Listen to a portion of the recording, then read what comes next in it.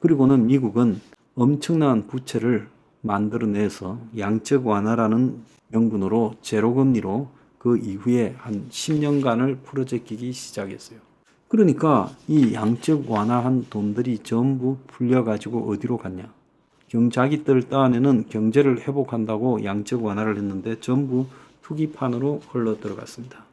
그래서 자산 거품이 일기 시작했죠. 그러면서 이런 자본을 이용하는 계층과 이용하지 못하는 계층 사이에 부익부 빈익빈이 벌어졌어요. 자, 이때 이제 금융위기를 등에 업고 월가의 투기꾼들이 다 유대인들인데 오바마를 밀었죠. 흑인 오바마가 되어야 우리가 뒤에서 마음대로 통제하겠다. 그래서 오바마가 2008년 금융위기 직후에 대선에서 당선되었고 재선까지 갔습니다. 자, 오바마의 이제 당선을 인정하지 못하고 미국의 경제 불황, 러스트 벨트 등에 시달리는 사람들. 이 사람들이 이제 공화당 내부에서 자발적으로 공화당 재건 운동을 벌이기 시작한 게 티파티 운동인데 이것이 나중에 포퓰리즘의 모태가 됩니다. 자, 한편 미국의 월가나 미국의 뉴욕을 중심으로 미국 여러 대도시들에서 월가 점령 운동이 벌어집니다. 그래서 대체로 자본이 없는 가방끈이 긴 중산층이나 지식인 학생 등이 미국의 금융위기를 바라보면서 가장 데미지를 입은 계층이 그야말로 좋은 대학을 나와서 금융사에 일을 하다가 순식간에 쫓겨나 버리면서 또 파산하면서 거지꼴이 되는 모습을 목격하고는 상층 중산층으로서 자기주의에 대한 불안감이 이 월가 점령 운동으로 미국 전역으로 번지고 유럽으로도 번졌어요. 그렇지만 이 운동은 애초부터 중상층, 상층이 이 운동을 주도했다는 측면에서 봤을 때 성공의 가능성이 별로 없었고 그것은 나중에 민주당 쪽으로 흘러가서 버니 샌더스 2016년 대선 후보 열풍으로 연결됩니다.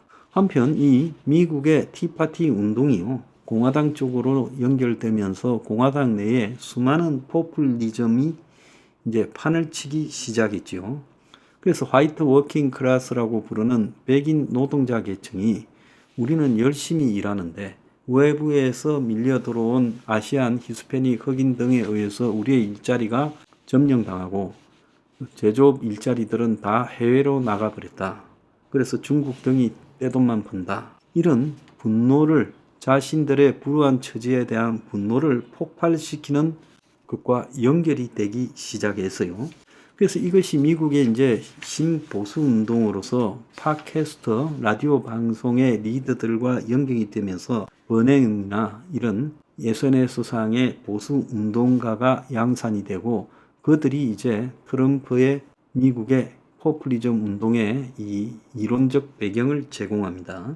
자, 그래서 미국의 신자유주의가 부른 미국의 중산층의 몰락, 노동자 계급의 몰락은 민주당 쪽으로는 2016년에 버니 샌더스 열풍을 가져왔죠. 70대의 노 정치가가 그야말로 대단한 열풍을 가졌지만은 민주당 기득권인 이 클린턴 힐러리 연합에 무너집니다. 그래서 2016년에 미국에 만약에 버니 샌더스 사회주의자가 민주당 후보가 됐다면 그때 트럼프한테 이겼을 거라고 봅니다. 그래서 미국이 사회주의자가 대통령이 되는 일이 일어날 만큼의 희한한 토대가 있었다는 거죠. 그것은 뭐냐? 미국의 중산층의 몰락, 포퓰리즘 운동의 바탕이란 겁니다. 민주당으로 몰려간 포퓰리즘 운동은 버니 샌더스에게 폭발했고 그리고 트럼프에게 몰려간 이 포퓰리즘 운동은 2016년 대선에서 트럼프를 당선시키는 쪽으로 간 거죠. 근데 미국의 이 포퓰리즘 운동은요, 주로 이 민주당 쪽에 보다는 공화당 쪽에 대부분의 이 자원을 제공하면서 러스트 벨트 그리고 또 미국의 이 아프간 이라크 전쟁에서 돌아온 제대군인 부상 군인들 불만 이런 것들이 연결되면서 미국의 반백수 중소 도시 백인들 중심으로 반 엘리트, 반 워싱턴 DC 운동이 벌어집니다.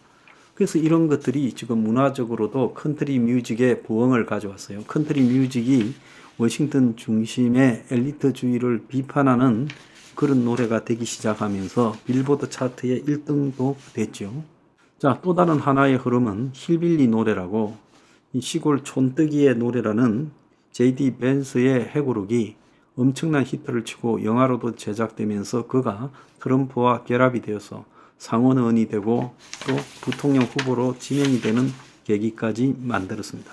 근데 미국의 포퓰리즘 운동의 한계는요, 트럼프가 다시 대통령 당선이 될 것 같은 현 시점에서 제대로 정립이 되지 않고 굴러왔다라고 저는 보고 있습니다.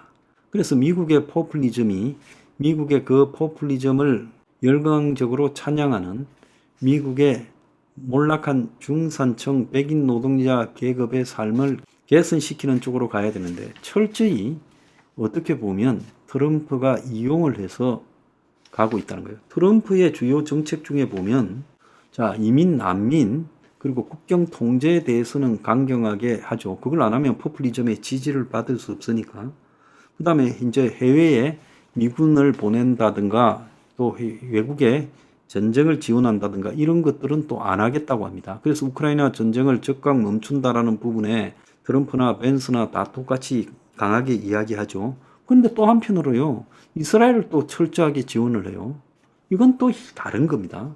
만약에 해외 부분에서 관심을 끈다는 완벽한 고립주의라면 이스라엘 하마스 전쟁에도 미국이 꺼야지요. 그런데 트럼프나 벤스는 이스라엘 하마스 전쟁에서는 이스라엘을 철저하게 찬양하는, 지지하는 이중성을 갖고 있어요.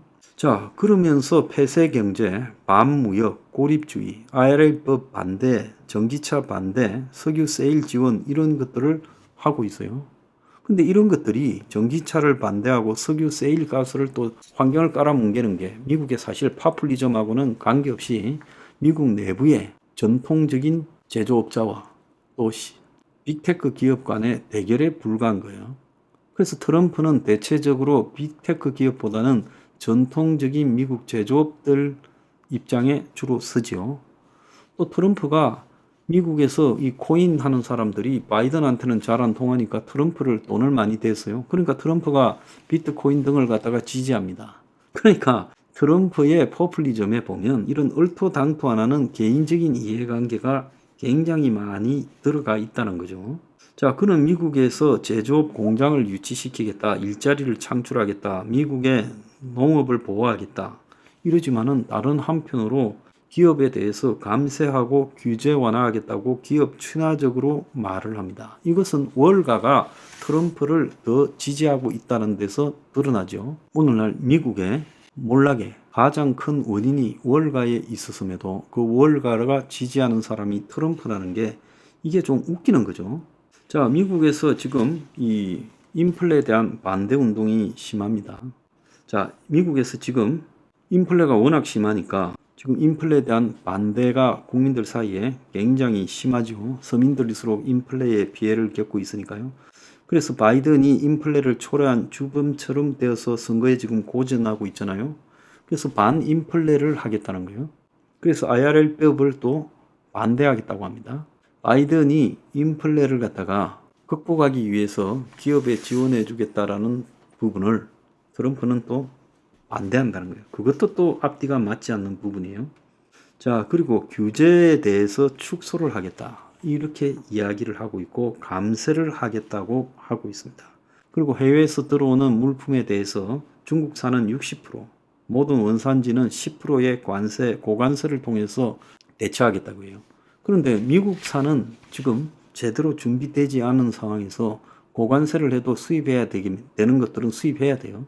그래서 수입품의 가격이 올라가서 공급에 충격이 생길 거라는 이야기도 있고, 트럼프의 감세는 미국의 재정 적자를 불러와서 부채를 엄청나게 늘리면서 국채 발행을 늘리고 8조 9천 달러 이르는 외국인들이 트럼프 이후에 국채를 구입하지 않으면서 국채 이자가 급등하고 달러의 지위가 떨어지면서 오히려 인플레가 더 유발될 가능성도 있다고 합니다. 그래서 이 중요한 것은 미국의 포퓰리즘이 매우 강경한데 트럼프는 적어도 그 포퓰리즘에 올라탄 선동주의자에 불과하지, 트럼프의 경제정책에 보면 미국의 포퓰리즘을 근본적으로 시정할 수 있는 게 아니라 월가 또는 기업가들에게 매우 유착되어 있다는 거예요. 그럼 미국민들은 트럼프가 말하는 국경을 차단하겠다는 데는 열광하지, 트럼프가 감세하고 규제 완화하겠다 이런 것들이 도대체 미국의